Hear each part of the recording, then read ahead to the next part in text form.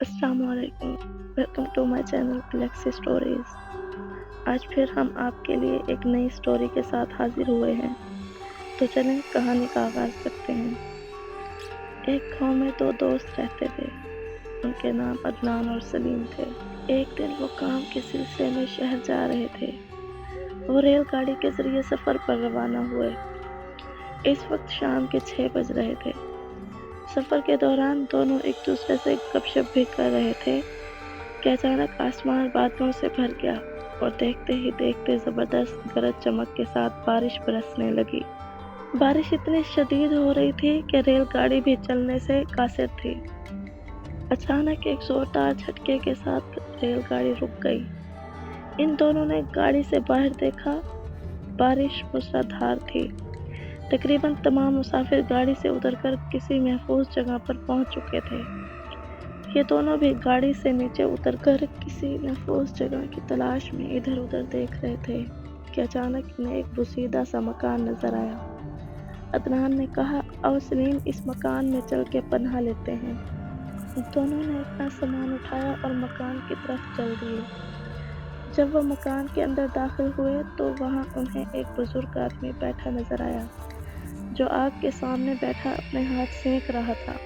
ان دونوں کو دیکھ کر وہ بزرگ بولا، "آؤ بیٹا، مسافر لگ رہے ہو۔" عدنان نے کہا، "جی بابا، ہم دونوں گاؤں سے شہر میں کام کے سلسلے میں جا رہے تھے کہ اچانک بارش آ گئی۔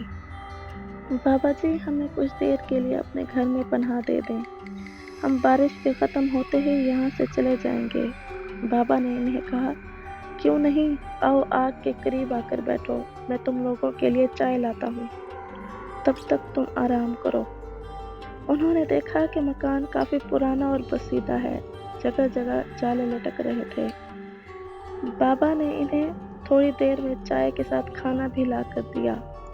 جب وہ دونوں کھانا کھا رہے تھے تو بابا انہیں بڑی عجیب و غریب نظروں سے دیکھ رہا تھا۔ جب وہ دونوں کھانا کھانے سے فارغ ہوئے تو بابا نے کہا، "اب تم دونوں آرام کرو، سردی بڑھ گئی ہے۔ میں نے تم دونوں کے بستر لگا دیے ہیں، تم دونوں اوپر کمرے میں چلے جاؤ۔" جب عدنان اور سلیم دونوں اوپر جا رہے تھے تو عدنان کو خوف محسوس ہو رہا تھا، کیونکہ مکان کافی خوفناک اور کچھ پراسرار نظر آ رہا تھا۔ سلیم تو بہت تھک چکا تھا، وہ تو لیٹتے ہی سو گیا، مگر عدنان کچھ خوفزدہ لگ رہا تھا۔ اسے ڈر کے مارے نیند نہیں آ رہی تھی۔ پھر اسے پیاس محسوس ہوئی، اٹھ کر پانی پینے کے لیے نیچے آیا۔ اس نے پانی لینے کے لیے جیسے ہی نلکا کھولا تو خوف سے وہیں جم گیا۔ نلکے میں سے پانی کی جگہ خون نکل رہا تھا۔ یہ دیکھ کر عدنان کی چیخ نکل گئی۔ چیخ اتنی زوردار تھی کہ سلیم کی آنکھ کھل گئی۔ وہ جلدی سے اٹھ کر نیچے کی طرف بھاگا، جہاں عدنان ڈر کے مارے بے ہوش ہو چکا تھا۔ سلیم نے اسے اٹھایا اور آوازیں دیں، مگر سلیم کیا جانتا تھا کہ اس کا دوست خود ایک آسیب بن چکا ہے۔ اچانک عدنان نے آنکھیں کھول دیں۔ سلیم کی نظریں اس کی آنکھوں کی طرف نہیں گئیں، جن میں صرف خون ہی خون اترا ہوا تھا۔ عدنان نے سلیم کو دیکھ کر اطمینان کا سانس لیا اور اسے بتایا کہ نلکے میں پانی کی جگہ خون نکل رہا تھا۔ لیکن سلیم نے کہا، "یہاں نلکے میں سے تو پانی ہی نکل رہا ہے۔" عدنان نے دیکھا تو واقعی نلکے میں سے پانی نکل رہا تھا۔ یہ دیکھ کر دونوں دوست واپس اوپر اپنے کمرے میں آ کر سو گئے۔ عدنان کا ڈر ختم ہو چکا تھا، کیونکہ اب وہ خود ایک آسیب بن چکا تھا۔ رات کے پچھلے پہر اچانک ایک زوردار چیخ سنائی دی۔ سلیم کی آنکھ کھل گئی۔ اس نے دیکھا کہ عدنان اپنے بستر پر موجود نہیں تھا۔ اس نے عدنان کو آواز دی، مگر عدنان ہوتا تو جواب دیتا۔ اس نے اس بزرگ کو بھی آوازیں دیں، مگر بابا یعنی وہ بزرگ بھی نظر نہ آیا۔ آخر وہ عدنان اور اس بابا کو آوازیں دیتا ہوا کمرے سے باہر آ گیا۔ جب وہ باہر آیا تو اسے شور سنائی دیا۔ وہ اس طرف گیا تو اس نے دیکھا کہ ایک عورت بیٹھی رو رہی ہے اور اس کا شوہر اس کے سامنے مرا پڑا ہے۔ اس کی گردن پر دانتوں کے نشان تھے، جیسے کسی نے اس کا سارا خون پی لیا ہو۔ یہ منظر دیکھ کر سلیم کو چکر آ گئے۔ اتنی دیر میں اس کی نظر عدنان پر پڑی جو اسے کچھ عجیب سا دکھائی دیا۔ عدنان سلیم کو دیکھنے کی بجائے اس مردہ شخص کو دیکھ رہا تھا۔ صبح ہونے والی تھی اور بارش بھی تھم چکی تھی۔ ریل گاڑی کے دوسرے مسافر بھی اکٹھے ہو گئے تھے اور مردے کو دیکھ کر کہنے لگے کہ پولیس کو بلاؤ۔ ان کے بلانے پر پولیس بھی وہاں آ گئی۔ پولیس نے لاش کو اپنے قبضے میں لے لیا۔ انسپکٹر نے کہا، یہ تو لگتا ہے کسی نے اس کا خون نچوڑنے کی کوشش کی ہے کیونکہ اس کا جسم سفید پڑ چکا ہے۔ آپ لوگوں میں سے کسی نے اس بلا کو دیکھا ہے جس نے اس شخص کا خون پینے کی کوشش کی ہے؟ عورت نے روتے ہوئے بتایا کہ میرے بچے کا کھلونا گھر سے باہر رہ گیا تھا۔ یہ اٹھانے گئے تھے کہ اچانک مجھے باہر سے ایک چیخ سنائی دی۔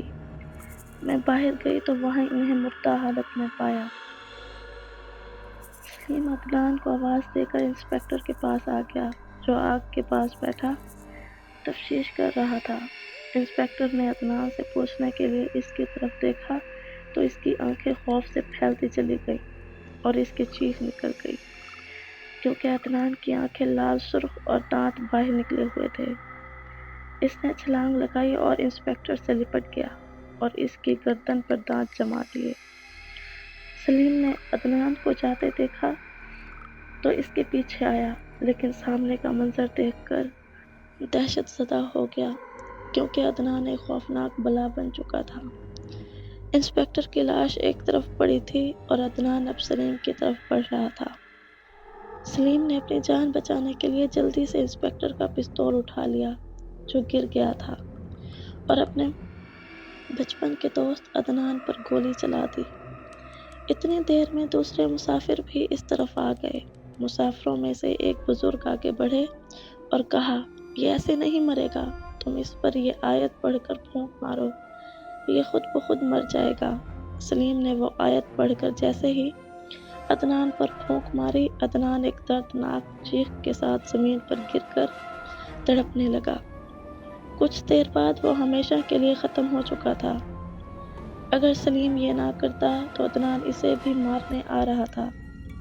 سلیم نے اپنے بچپن کے دوست کی لاش دیکھی تو رونے لگا کیونکہ اس کا پیارا دوست ایک بھیانک عفریت بن گیا تھا۔